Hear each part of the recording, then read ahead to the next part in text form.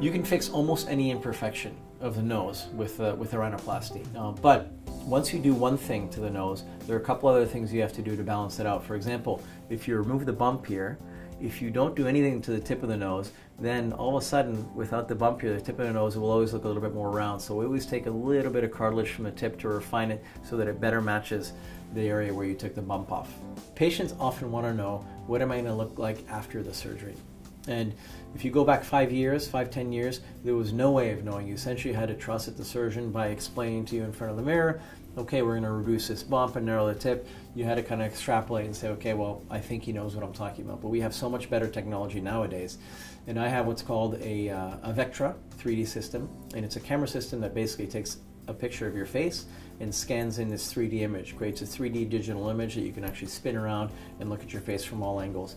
And the interesting thing is we can morph your nose in any way, shape, or form.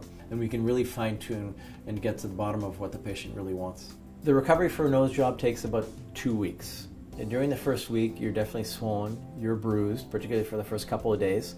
But after the first week, that's when the swelling really starts to go down very quickly. And at the 2-week mark, you're socially able to go out, you're presentable, you can be around friends, people who did not know that you had a nose job, and they won't notice that you had any surgery. The final shape of the nose, because there's always a little bit of swelling left after that 2 weeks, takes anywhere from 6 months to 1 year. So you have to be patient because there's that little level of refinement that takes months and months. It doesn't mean you're walking around with a swollen nose for an entire year, but it means there's that last little level of refinement that you have to wait for. It was a pleasure making this video for you. If you have any more questions regarding rhinoplasty, I know it's a really big topic, please feel free to leave comments below and I'll get to them really quickly.